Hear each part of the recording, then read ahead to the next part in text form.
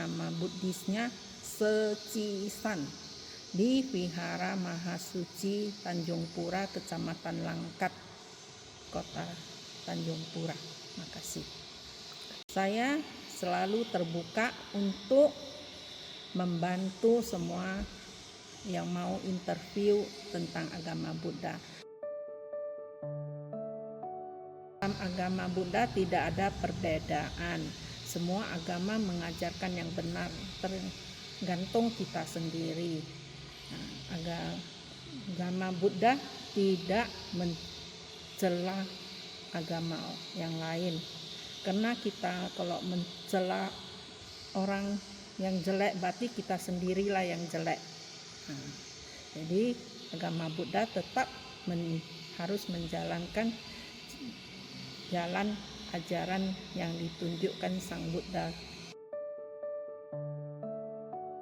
Di sini di Tanjung Pura, ya, saya selalu mengajarkan pada umat-umat tetap harus rukun sesama umat, biar lain agama.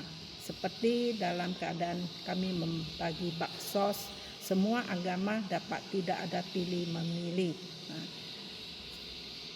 Begitu juga dengan pendidikan.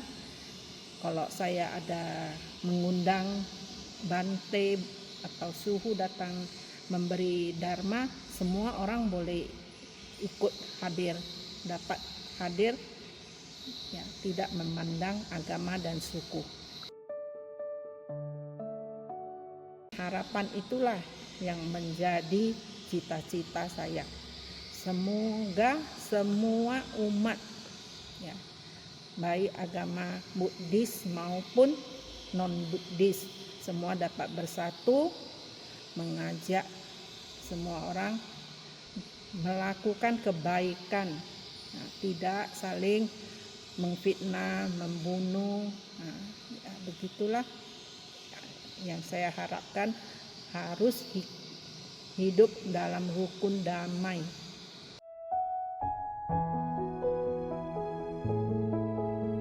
Halo Kak. Halo. Jadi kembali lagi kali ini aku mau mewawancarai Kakak terkait dengan menggali sumber kerukunan berdasarkan agama masing-masing, berdasarkan kitab suci. Oke, nah mungkin boleh perkenalkan kembali nama dan agamanya. Oke, nama aku Dian, aku dari agama Islam.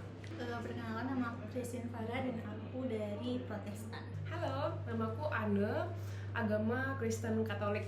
Nama saya Felicia Josoli, saya beragama Buddha. Oke, nah biar tidak berlama-lama, kita langsung masuk aja ke pertanyaan pertama.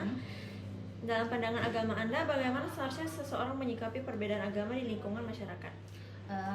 Kalau dalam lingkungan masyarakat yang pasti itu menghormati ajaran agama lain, karena kalau dibawakan ke kitab suci kami Al-Quran itu ada salah satu surah namanya surah Al-Kafirun, itu bunyinya kalau bagimu agamamu, bagiku agamaku. Jadi kayak urusan agamamu udah pasti agamaku tidak bisa mencampuri, karena kan yang pasti setiap ajaran berbeda-beda juga gitu, dan tujuannya juga itu pasti untuk menjaga kerukunan dan menghindari intoleransi antar umat beragama.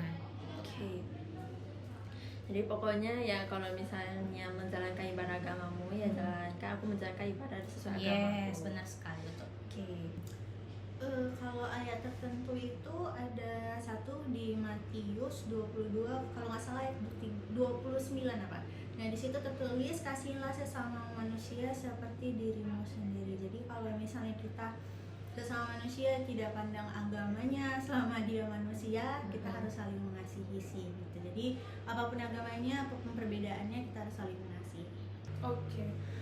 Jadi kalau di Katolik itu perbedaan agama itu seharusnya disikapi dengan sikap hormat, toleransi dan kasih. Kenapa? Karena kita itu diajarkan untuk berteman atau melihat manusia bukan dari agamanya, tapi dari sisi kemanusiaannya. Kayak gitu. Jadi kalau ada satu ayat yang berhubungan dengan hidup rukun lah ya dibilang, atau perdamaian itu, aku ingatnya di Roma 12 ayat 18. Jadi isinya itu mengatakan sedapat-dapatnya kalau hal itu bergantung padamu, pada kita sendiri, hiduplah dalam perdamaian dengan semua orang. Jadi kita emang harus berusaha maksimal untuk hidup damai. Tapi tetap keterbatasan kita sebagai manusia, tapi harus berusaha. Oke, saya sebagai umat Buddha ya, dalam ajaran Buddha sendiri itu seseorang itu diajarkan untuk memiliki metta. Nah, di mana metta itu adalah cinta kasih, karuna, welas asih, dan upeka keseimbangan batin.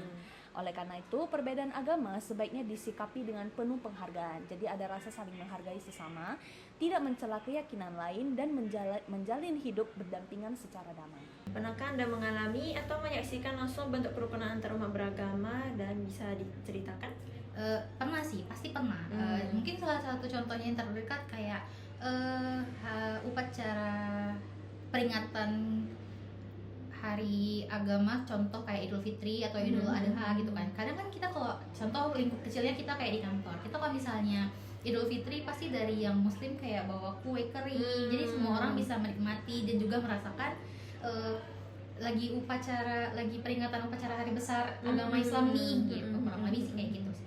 Iya sih, berlaku sama pas ketika kita Natal juga. Ya yang itu bagi sebenarnya di agama lain juga pasti dapat, kayak Chinese New Year juga pasti ada, Natal juga dapet, Waisak ada juga gitu. Betul. Jadi kalau misalnya aku saksikan langsung itu sebenarnya ada lebih kayak gereja dan masjid yang bersebelahan gitu. Nah, ya, jadi kan dengan ibadah yang berada di masjid atau ibadah yang berada di gereja, mereka itu sama-sama saling mentoleransi begitu dengan kegiatan-kegiatan yang ada, dan itu menurut aku ya cukup sportif ya, gitu, cukup adil satu dengan yang lain gitu. Jadi walaupun mereka bersampingan ya ibadahnya sesuai dengan ajaran masing-masing. Iya benar. Oke, pernah. Kebetulan di gereja aku di gereja Katolik kan, di rumah itu seberang-seberangan sama masjid. Jadi kalau hari raya Natal atau Idul Fitri, jadi saling bantu gitu tanpa diminta. Contohnya masjid menyediakan lahan parkir, sama juga gereja menyediakan lahan parkir kalau hari raya besar keagamaannya. Bahkan saling menjaga dan membantu lalu lintasnya. Oh, berarti ketika udah memang masuk ke hari raya masing-masing agama udah tahu lah ya mau yang betul. apa. Pernah, biasanya itu di saat Waisak sih. Nah, biasanya kalau di saat Waisak, umat Buddha itu sering bekerja sama dengan umat agama lain. Jadi misalnya kayak kita agama Buddha kadang bekerja sama dengan umat Kristen. Nah, di sana kita bekerja sama dalam pengamanan atau dukungan logistik. Seperti bantu angkat-angkat sembako gitu. Nah, hal serupa juga terlihat saat umat Buddha itu ikut membantu saat terjadi bencana. Jadi kadang ada tsunami, bencana alam gitulah. Nah, tanpa membedakan agama korban. Nah, ini menunjukkan bahwa welas asih tidak mengenal batas agama. Oke, jadi dari sisi umat Kristen juga membantu dalam perayaan acara Waisak agama Buddha biar memastikan acaranya itu bisa berlangsung dengan lancar. Betul. Apa harapan Anda terhadap generasi muda dalam membangun dan menjaga toleransi antar umat beragama? Kalau harapan aku pribadi sih, tentunya nilai toleransi ini juga harus ditanamkan benar-benar di setiap individu orang ya, karena juga tujuannya itu untuk menciptakan kerukunan dan juga kenyamanan, bukan cuma di lingkup kecil kayak di pertemanan, tapi juga bisa di lingkup skala besar, contoh di masyarakat, bisa juga kayak di perkantoran dan sebagainya, kurang lebih kayak gitu.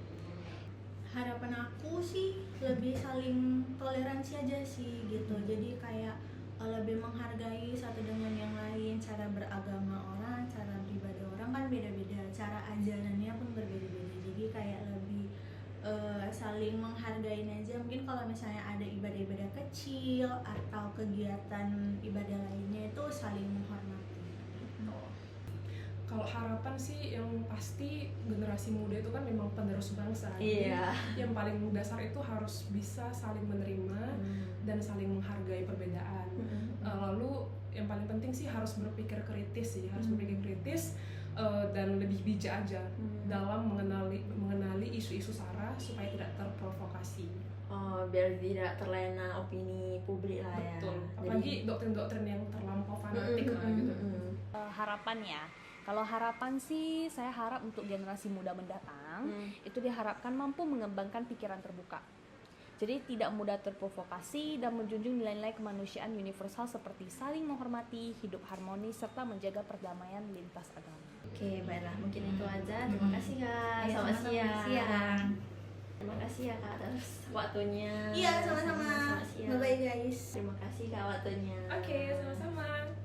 Terima kasih Felicia.